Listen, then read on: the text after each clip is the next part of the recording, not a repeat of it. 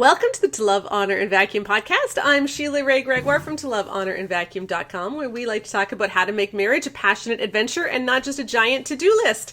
And for this month's series on the blog, we're actually talking about periods, which, I mean, does affect marriage, certainly affects sex, and I think mostly what it affects is women's experience of our own bodies and our own sense of shame. So I have brought my daughter Rebecca on to talk about this with me. Hi. And this is going to be a fun discussion. For those of you watching on YouTube, we're sitting in my closet because we've had a lot of complaints about the sound, and we're honestly trying to work on it. And we bought these foam things that can go on the walls, but we haven't set it up yet. And this is actually where I recorded the audio for 31 Days to Great Sex when I had to read it out loud because the sound in here is really good. And this is what we recorded the podcast on last week, which was only a podcast, not a video. So we thought we would just shoot it in here. So here we are in my closet. Exactly. So hopefully sometime we can get the actual filming set up to also sound good and not only look nice. Yes, and so we are working on that. Periods. That's something that women don't like to talk about. Yeah. Or at least we feel really awkward talking about periods. And it is amazing how just this week on Monday and Tuesday, I started the conversation. A couple of weeks ago on Facebook and Twitter, I asked, hey ladies, can you share with me some of your experiences with periods when you're a teenager and you have to go to the beach? We got a lot of responses. We did, and so a lot of responses. Lots of mortification. So I put that in a post, and then on Tuesday we talked about how we can help guys better be sensitive to women's periods and girls' periods, because there's a lot of mortification that guys cause too. But really, like, the floodgates just opened. We have so much to talk about this, and it's just a lot of shame. Like, there's a lot of shame, and along with a lot of discomfort and problems. And so that's what we're hoping to tackle this month. And we're not going to do every podcast on that this month. But I did want to introduce it because I think there's some interesting things that have come out so far in the comments. But one of the things, we were talking about this on a previous podcast, is that sometimes a vagina is just a vagina. Yep. It's just there. Mm-hmm. Mm-hmm. It's not about sex. Nope. It's just a part of your body. Yes. But we have this tendency to equate anything that has to do with the vagina with sex. And I think that's why we just get really shameful about periods and how they're not supposed to be talked about, and it's something super secret. Yeah, and to be fair, periods happen because you're entering reproductive maturity, right? Like, you're able to have babies. That's what periods are for. So it does have to do with sexual reproduction. Mm-hmm. But because you have a period does not mean that you've done anything wrong. Right. Like, seriously, for us, these girls are often kind of treated like, well, if you have your period, you have to keep very quiet because that's a very secret part of you. But not even secret. Secret's not a bad thing. No. It's. Yeah. I think there's really an element of shame to it. Yes. Like this is something no one shouldn't happen. Yeah, and no one should ever know about it. Because it really shouldn't be happening. Yeah. Because there's something inherently wrong with it. Yeah, or if anybody knows about it, it's like they know about the sex part of you. Yeah. Like the equivalent of them walking in on you masturbating or something. Like, it's almost the equivalent, like, severity. And so as girls, we go through our lives so afraid that anyone will ever find out we're having our periods. Now, not everybody was like that. I have to say, probably about maybe 30 to 40% of the comments were women saying, periods didn't bother me at all. I felt like a woman. It was empowering. And that's wonderful. That means your mothers did it right. And that's what we tried to do. A quick plug. That's what we tried to do with the whole story. That's really what we focus on. It isn't about, like, you are now able to be, like, sexual, and so you have to be careful that people don't find out about you. Like, we don't focus on it like that. We really do talk about how, like, hey, this is cool. This is how God made you. We need to celebrate that this is just amazing way that you were created, and this happens to everyone. It's not a big deal. No reason to be embarrassed. We know it's a bit awkward, but we can get through this together. Which is how these women were talking about it, who had more healthy mindsets about this growing up, and that's what Katie and I really did feel growing up too. Like, we were embarrassed when we were like 13 and just figuring the whole thing out, but by the time we were 14, 15, we were totally fine. Yeah. And so in the whole story, our puberty course for moms to share with their daughters or dads to share with their sons, we do talk about periods. And we tell the boys. Yes. And we tell the boys. Tell the boys what the girls are going through. Yes, and to be sensitive to the girls around them. Absolutely. Yeah. But there is this element of like feeling like I can't tell anyone, or it's mortifying if anyone finds out. And so what that means is that women and girls feel like we have to act exactly the same way when we're on our periods as we do at any other time. Mm-hmm. And for some people, that's not a big deal. Yeah, some people have really easy periods. Yeah. But for some people, that's actually quite difficult. Yeah. You know, because if you're the kind of person that you've got extreme cramping and pain levels, or you've got extreme bleeding, you can't just act normal. No. Because it's just too much. You're in too much pain. You're too tired. You're too grouchy. You're too overwhelmed, and you just want to go home and sleep. And there's some people who they throw up. Yep, that was me. That was me. Yeah, you would faint and throw up. I would pass out and throw up. Yeah. Yeah. You know, like it's just it happens. Like there's nothing you can do about it. Yep. You can certainly, you know, exercise can help, diet can help, all of that stuff. But some people just have it worse than others. That is the thing, and as someone who has it much worse than most people, like I have found there are definitely things you can do to make it better, and we need to be able to talk about that as, you know, women without saying, and so you shouldn't ever have it not be perfect. Right. Right? Like, just because there are ways to make it better doesn't mean that you're not allowed to be like, I need to take a day off of work. Mm-hmm. Right? So, but that's a part of the later conversation. But there are definitely things that you can do to make it better. But my making it better, once it was manageable, meant that my periods became as bad as some of my friends' worst periods. Right. Right? So, like, if I'm living at a 9, and the average woman experiences a 3, Yeah. I got to, like, a 5 or a 6, and that was Right. manageable, right? Then I got pregnant, and, that was way better. Yeah. And then some people also have heavier flows. We had a lot of people talking about how tampons they couldn't do tampons. And sometimes that was for shame reasons. Mm-hmm. A lot of women were told that tampons affect your virginity. Yes. Oh which is dear. Just so like, sad. oh dear. Yeah. Yeah, I guess I think your virginity is not about if something has inserted into you. That is not virginity. Mm-hmm. That is not. It's just not. Yeah. Otherwise, like, what? Can, like, I don't know. Like, what's a pap smear then? I was gonna say, what's a pap smear? Or, like, what's the equivalent for dudes? Like, yeah. You know? I don't know. It's just, no. Like, can a dude never wear a jock strap or something in case something... What about underwear, then? What if something just touches the outside? Has your underwear been doing clitoral play with you your whole life? Like, it's ridiculous. It's not the same thing. No, and I guess what they're saying is, like, maybe it'll break the hymen or something, but lots of things can break the hymen and before she shouldn't go on married. trampolines. She shouldn't ride horses. She shouldn't run. Yeah, like, we got to get over this. Okay, I have a funny story. This is off topic a little bit, but... I've had a lot of internal issues, and every time I have an internal issue, which seems to be quite common, my doctor sends me for an internal pelvic ultrasound, which is, of course, the most wonderful thing a woman could possibly go through. Oh my goodness. It's horrible. Yeah, like where they stick this thing that's like, it's way bigger than a tampon, and they stick it up you and move it around. Yes. Now, as bad as I make it sound, seriously, like, if you have issues or problems, do get it done. Yes, it's like 5 minutes of slight discomfort, and it shouldn't be painful. No, it really shouldn't be painful. But anyway, so last time I went, they let you insert it yourself. Like, they give you the option of whether they'll insert it or whether you can insert it yourself. So I inserted it, and then she's moving it all around and taking ultrasound pictures. And at that particular time, Belleville General Hospital, where I was at, was doing a fundraising campaign for their cancer wing. And so all the staff members were wearing these t-shirts with their fundraising slogan on it to raise money for the cancer wing. And the fundraising slogan was, "I'm in." And so as she is doing this ultrasound, I'm looking at her and I said, you know, that t-shirt just has a totally different meaning right now. And she looked down and she lost all professional, like, she just broke down. And she said, I don't know how I'm gonna do any more of these anymore. It's like, we have to wear this t-shirt. I feel like I should apologize from now on. And it was just one of those things. But sometimes you just have to laugh because it does get so... like, awkward. The pap smears, the everything that we have to go through, the indignities of it. Yeah. You know? But to get back to tampons, so then there's the problem where girls have been shamed, like, if you want to use a tampon, you're a loose woman. Yeah. Because somehow inserting something in your vagina is sexual. It's not sexual. No. And I do want to say that tampons, Diva cups, or any other kind of insertable menstrual product does not feel the same as sex. Yeah.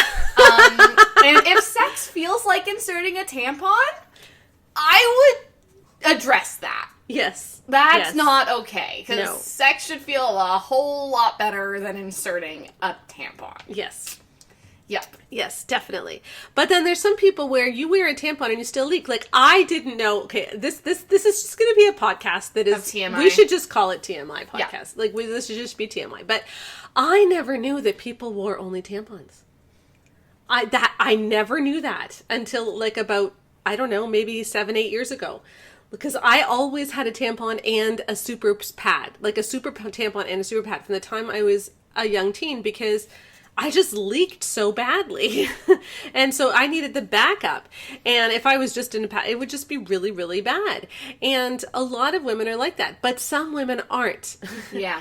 And, you know, some women only need a pad, or and I will say most women only need a tampon or only need a pad, because that they are created in order to like work for what is considered a healthy, normal period. Right. Right? So if you are not working with healthy, normal menstrual products, that's when you need to see a doctor. Right. Now, I want to say, too, I was not abnormal as a teenager. Like, I did border on anemic. So if you have to use a lot of products like that, do get your iron levels checked. But there's a whole range of normal. Yes. And I was not abnormal. Now, as I got older, and I'll be sharing about this more next week on the blog when we talk about when you should call a doctor, my bleeding did get a lot worse. A lot of people's bleeding gets worse in their 40s, and that can be caused by fibroids, by all kinds of other issues. And sometimes it's like the frog in the boiling water. You know, you put a frog, you don't actually do this, okay? This is like an analogy, but there's a pot of water on the fire, you know, and the story goes that if you put a frog in the water when it's still cold, the frog will stay in that water and it will not hop out, even if it could, as the temperature rises and as it gets to boiling, because it happens so gradually, the frog doesn't notice. Yes, and so when the frog feels the need to jump out, he can't because it's too hot. Yeah, it's too late by then. And I think that happens with a lot of women, is changes in our cycle. They happen so gradually over a period of time that we eventually wake up one night and we have to sleep with a towel under us, or else we leak so badly, and we don't realize that's not normal. Yeah.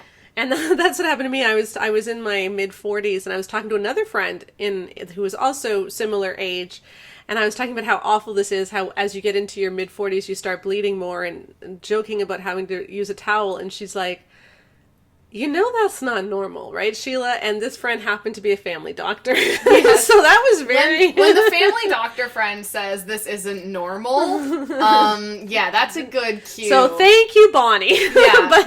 but and that helped me get the workup and the I'm in. But anyway, but, you know, we don't all have the same periods, and we don't all experience the same thing. And some of us need more room for what's happening to us than others. Like some girls will go for like 10-15 days on a period and only get a little bit of time off because their cycles are so messed up. Yeah. And again, you should not accept that as normal. No, you shouldn't. Should be seeing a doctor. Yes. But some people have really a lot of bleeding. Some people do leak through tampons. Some people do leak through pads.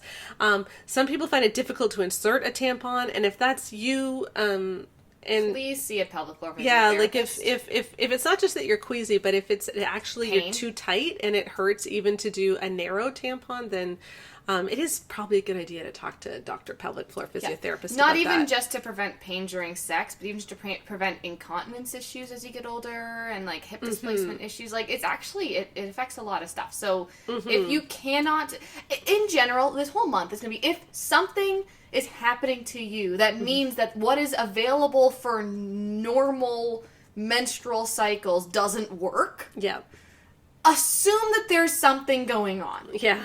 Right? So if you can't insert a tampon, Yeah. when women are all over the world inserting tampons, see someone about it. Yeah. You know, if you're leaking through pads after 2 hours when they're supposed to last 6 to 8, Yeah. see someone about that. Yeah. Right? Yeah. Yeah. Yeah, exactly. But the problem is because all of this is so secretive and because all this is so shameful, we don't talk about it. And so we don't know what's normal. And so we tend to assume that everyone else does the same thing that we do. Yes. And so if you happen to be someone who has a 4-day period where it's super light and you don't cramp that much, it can be easy to think that all of these other women are complaining and are really weak and lazy. Yes. And so please, like women, let's have some sympathy for other women and realize that maybe you just lucked out. Exactly. Just because it's easy for you does not mean that you inherently did something to make yourself more worthy of an easy period. Yeah, and especially, I hear this a lot with women in sports, and this has come up a little bit in the comments, is that, just because you have a period doesn't mean that you get to skip your competitive swimming, or doesn't mean that you get to skip out on gym class, and you should just do it. And there is an element of, the more we exercise, actually, the easier a lot of period symptoms get. Yep. But some women legitimately can't. Yes. And to shame women who legitimately can't is one of the big reasons why girls give up on sports. Yeah, and also remember that a lot of these women who are thinking this about other women may have daughters themselves. And if your daughter has a more difficult period than you did, which happens. Yes. You were more difficult I than was me. more difficult. I had the short end of like every stick when it came to periods.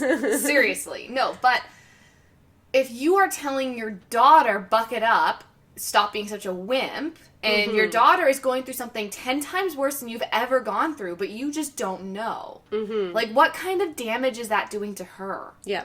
And there are some women who their pain during their period is the equivalent to childbirth or worse. I will say, okay, my back labor, because I had a horrible labor We've talked about that on the TMI. This whole podcast is just the TMI but on a vacuum podcast. For the majority of my labor, I was having doubling back labor contractions. That was worse than my period pain.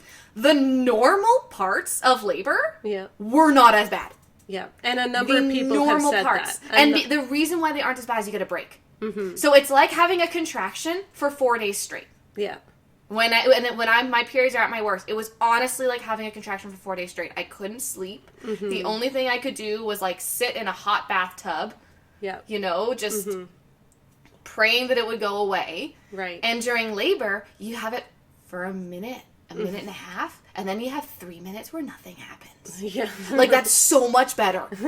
During early labor, yeah, seriously was so much better. Yeah. Once the transition happened, once the back labor started, definitely no comparison there. Yeah. But it is absolutely insane what some women have to go through during their period. And so just because you have something easy, don't insult others by believing that your ease was due to some virtue that you have that others don't. Yeah. Yeah. And I will say, too, that sometimes when we go talk to physicians about this, physicians aren't always the most sympathetic. No, not at all. And, I'm married to a physician. Yep. And he's sympathetic. But I mean, like, the female one thing I will tell you, because I know a lot of female physicians, and many of them are wonderful, okay? And this isn't a blanket diss on we female have female physicians. physicians in our family. Yeah, we do, actually, and they're wonderful. Many of them, actually. Anyway, but when you go through med school and when you go through residency, you're often on call for 28 to 36 hours straight.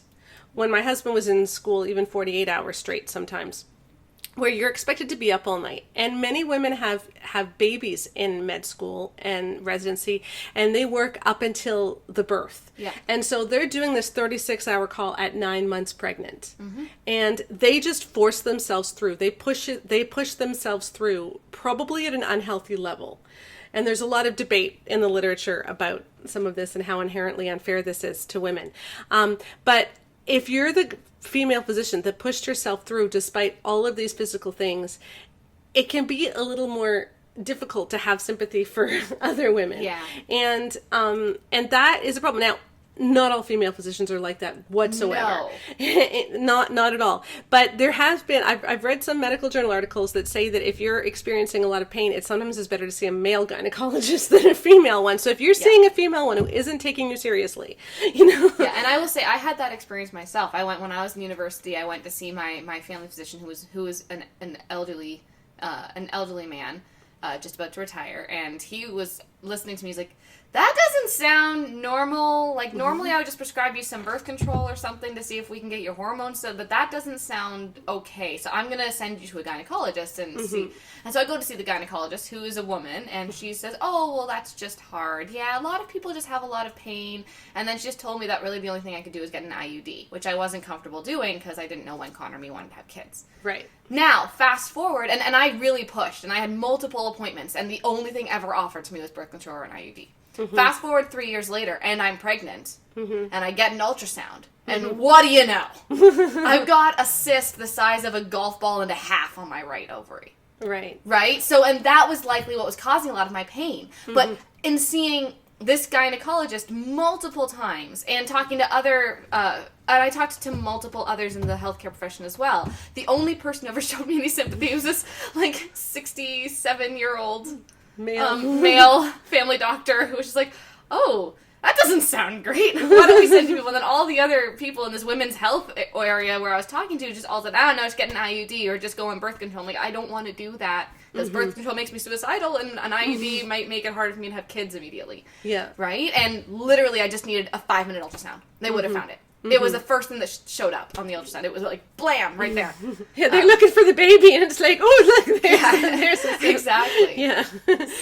So when you have something going on, if you might have to fight. And I stopped after 3 visits because I figured, well, I guess it's just normal. But don't let it be an ultrasound 4 years later for a different thing that helps you find what the issue was. If you need to fight for it, then fight for it. And if they aren't running tests, if they aren't referring you to specialists, then just kind of be a pain in their side until they do. Yeah. Yeah, and honestly, that's the best way to get. Yeah. Speaking as someone who's in a medical family, I will tell you, if you need something done, annoying. Be annoying. Yeah.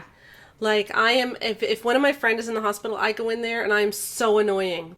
You still have to be nice to the staff. Yes, polite. But persistent. Yeah. And if you have to call them every single day to see if there's a cancellation, you call them every single day. Yep. And you just be the first phone call they get every day until they're just so sick of you. They schedule you in and it works. Okay. So that's one of the issues, is that because we see periods as so secretive, we don't talk about them. So we don't realize when we're not normal, and we don't realize that there's a breadth of experience that women go through. And so we can label people as complainers or whiners or lazy when that's really not what's happening. The other issue is, because this is seen as so shameful and it isn't talked about, guys have no clue what we're really going through. And guys contribute so much to our mortification. Especially as teenagers, the number of stories that came through. I remember one woman saying their youth pastor was doing this big water event in the summer with the whole youth group. And he was making it compulsory. They were doing a water Olympics or something. And she was saying to him, I really don't think that's a good idea to make it compulsory. You should have multiple events that people can go through to, and they can choose which events they want to do. Yeah. And there shouldn't be anything that was compulsory. And he wanted to do this big final event where everyone's in the water and they're doing some big game. And she kept saying no, and he got really angry at her and couldn't figure this out. And she said, look, some of these girls are going to be having their periods. You can't do that. And he says, well, why should that matter? It's like, guy, have you no seriously. Clue? Yeah. And the number, and camp came up a lot. So yay for COVID. Not as many kids are going to be going through that this summer at least. Exactly. But camp was really scarring for so many girls, where they were signed up for boating and they had to do their boating test, the first day of camp, and they couldn't wear a tampon. And they're supposed to be in their bathing suit, and the boating person's yelling at them, and she's saying, well, can I just do it in a few days? And no, you can't. Or insisting that you get in and swim. And it's like, well, I can't. And then making you feel badly, and having lifeguards yell at you, male lifeguards yell at you. And I do want to say, a lot of the comments we got were about teenagers dealing with adult males.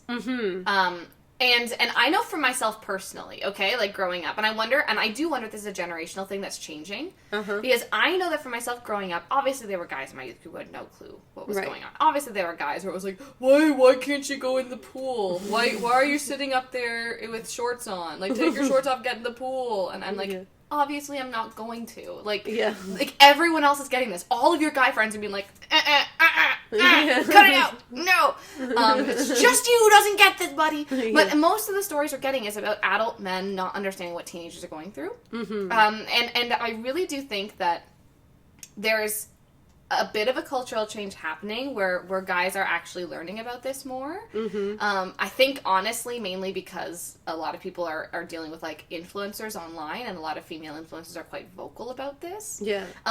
But it's just ridiculous when, I don't want to sound angry or man-bashing here to get accused of that, but it's ridiculous that a man can have a job where he works with girls, and he is not mandatory to learn about this kind of thing. Like, this is so basic. Literally, the 11-year-olds in your youth group are dealing with this, so if you as a 28-year-old can't understand this, like, that's utterly ridiculous. This is not difficult stuff. This is not rocket science, people. This is just part of normal life. And I'm hoping with the next generation there's more awareness and openness so that girls aren't dealing with this kind of issue as much without it losing the privacy. So growing up, I almost had the opposite problem of all of this, surrounded by boys who are so embarrassed, have no idea what's going on. I was a lifeguard, and then also a lot of my friends who are guys had sisters, like multiple sisters, and I want to, just because I know some of them listen to this, of people I knew growing up, they're all wonderful guys, okay? Your sister married one of them. Yes, for sure. No, but, like, seriously, wonderful guys. And also, David's not who I'm about to talk about. But, but there were, like, one or two dudes in the general group who were a little too open about it. They were a little too accepting. They were the guys who, anytime any girl showed any emotion, they were like, would you like a foot rub? Or, like, anytime any girl was like, if they realized a girl was on her period, it was like, it was his job to prove to her how okay he was with this, and how he was there for you, and I'll give you a neck rub, or I'll bring you chocolates, or and, like, it wasn't a trying to win you over in love kind of thing. It was honestly just oh sweetie, you're trying to be so woke. They were just trying way too hard. And so that's why I'm saying we need to not have shame, and we need to have education. But we also need to maintain privacy. Yes, because privacy is important. Yes, my kind of, and again, it's not like you can never mention it. You know, like, the guys at the YMCA all handled this beautifully, because when you work in a pool scenario, I mean, we talked, like, there was just a box of tampons in the staff room. Like there's that kind of thing going on, right? Like, the guys would every now and then say, like, well, that sucks, if they heard that we were on our period, you know, or like, are you feeling okay? Or, like, they'd offer a word of encouragement or support, but then it wasn't like, we have to tiptoe around Rebecca because she's on her period, or we have to make sure that Rebecca is carried everywhere by 4 men because she is on her women's monthly elevation. Like, it's nothing like that, right? The way I like to think about the healthy way to kind of talk about this stuff is, it's a bodily function. How do you talk about other bodily functions? When you hear that your friend is going for a nice big poop in the bathroom, are you outside being like, you can do it, just push, you can do it, oh my gosh, I totally understand. I mean, I haven't personally had a poop like that before, but, like, I will be there for you. Do you need any fiber? Like, I could bring you a bran muffin. Here, why don't I come up behind you and just kind of squeeze your shoulders to help you just get it? Like, obviously that would be inappropriate, because privacy is a thing. Or, like, when you say, I'm going to the bathroom, you don't announce whether it's for number 1 or number 2. Exactly. But you do tell people, excuse me, I'm just going to the washroom. Exactly. But you wouldn't say, hello, had some curry and a smoothie 2 hours ago. They are about to make an appearance. Right? Like, there's an issue of privacy that is still important. And I think we just need to stop seeing it as a sexual function and start seeing it as a bodily function. Right? So there's nothing wrong with doing a video for, like all these influencers I'm talking about, who they do videos on how they handle their period, or their experiences their first period. Like, that kind of stuff is fine, because people tell funny bathroom jokes. People tell experiences. If you have IBS, right? You need information on that, right? And it's totally fine if other people know what your experience with IBS was, right? Yeah.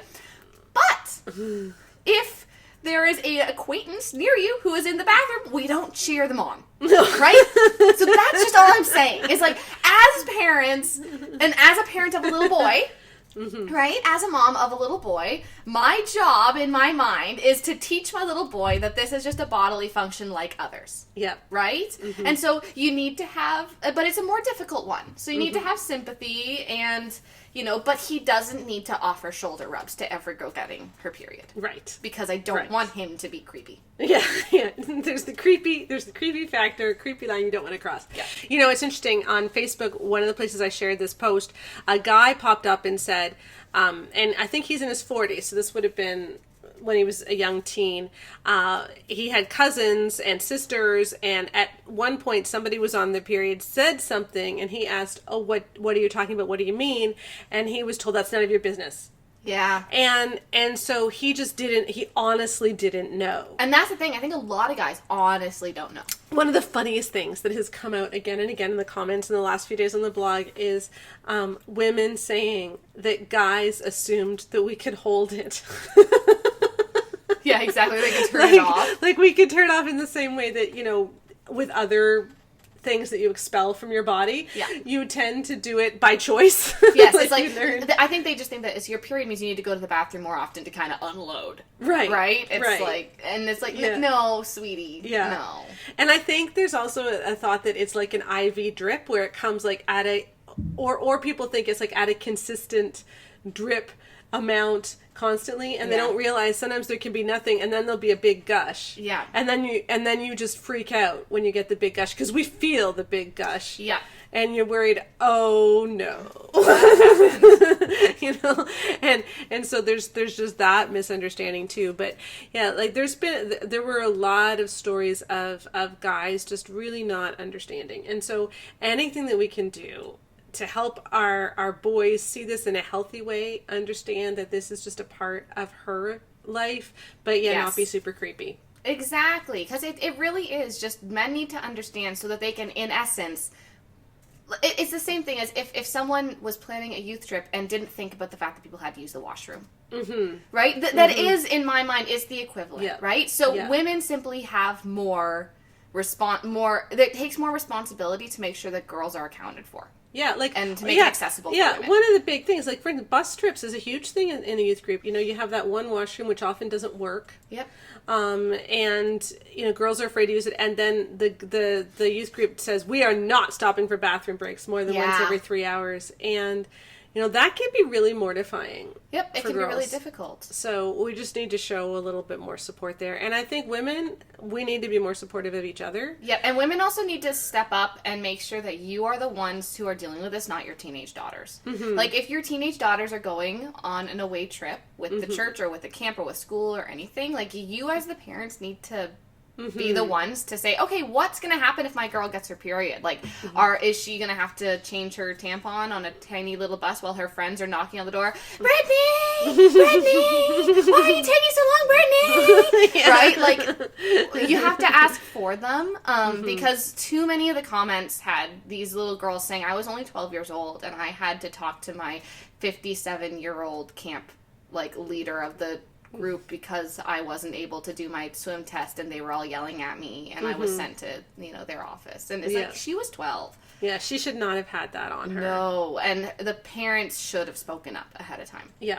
Yeah, and so we just need to have more awareness of all of this, because I think, and, you know, as we get older, this also affects how we see sex too, because when we feel so much shame about what is a natural bodily function, you start to feel shame about your vagina in general. Yeah, or just being a woman in general. Just being a woman. And, you know, like, if you leak, that's the worst thing in the world. And I don't even know why. Like, why is it that leaking is so mortifying? I've been thinking about that a lot as I've been planning these posts. Like, what is it that is so mortifying? I think that it's just because it's blood. Honestly, I think that blood is just way more personal than anything else. And I think it's so much more visible. Like, okay, you pee yourself and it dries. Yeah. Right? Yeah. You bleed through and you've got a giant red stain there. Yeah. Right? And also it smells. Mm-hmm. Like, I think there's a lot of that. I think honestly, a lot of it is just the practicalities of having blood coming Yeah. out of you, right? People are queasy around blood. People aren't queasy around urine. No. Right? Like, compared to other bodily functions, right? Mm-hmm. Like, people aren't queasy around, they're like, ew, that's gross. But you have the ew, that's gross factor, plus you have people who are queasy, plus, like, you know, you have to worry about leaving stains places, plus, like, there's just a lot of extra just practicalities to deal with. So I think that part of it is just kind of a shame message. I think that also, it's just objectively more difficult to deal with. Yeah. And more embarrassing. Yeah. And so we need to just get better at talking about this. I want to end with this story. A woman left this on Facebook. So grew up with brothers, and then as they were adults, they were sitting around the living room. Someone was doing a run to the grocery store. She yelled out, "Can you get some tampons?" And one of her brothers said, "Ew." And she turned to him and she said, "Literally half the people you know have periods. Like, get over yourself. You're not a kid anymore. You're an adult man." Yeah, exactly. And I thought, like, way to go. And she said, we need to normalize this. Buying pads should be the same as buying toilet paper or Q-tips. It's just a normal thing. And I hope that we can get to that point. I hope that the whole story, if you use that to talk to your kids about puberty, about periods, I hope that can help. And we do have it on special COVID pricing, so we will put the link to that in the podcast description. But I think it's a good exercise for all of us to think back to your teenage life and just ask yourself, how did puberty and having my period affect how I saw myself and how I saw sexuality? Because for a lot of us, it hurt. Now, not all of us. Some of us, like I said, had great experiences. Yep. But for a lot of us, there was just that shame message that we've never quite gotten rid of. And so I think if we can think back to some of those memories, process some of those memories, allow yourself to have sympathy for that little 12-year-old Brittany in the bathroom of the bus. Like, you know, give 12-year-old Brittany a hug in your mind. Yeah. And realize she was really young to be dealing with a lot of this. And the adults in her life failed her. Yeah. And it's okay to have some sympathy for her. And maybe as you work through some of that, it'll help you see sex and your body and all of that in a different way. So tune in this month on Mondays. We will be talking about periods to lovehonorandvacuum.com and lots of other days as well. We've got some interesting things coming up, including looking at the Old Testament rules on uncleanness. People have been asking what that means. When to go see a doctor, what to do about periods and sex and all of that. But for the rest of the month with our podcast, we've got a lot of other things coming up that won't just be about periods. So tune in and we're going to have fun. Have a wonderful August for the rest of your summer, and we will see you again next week.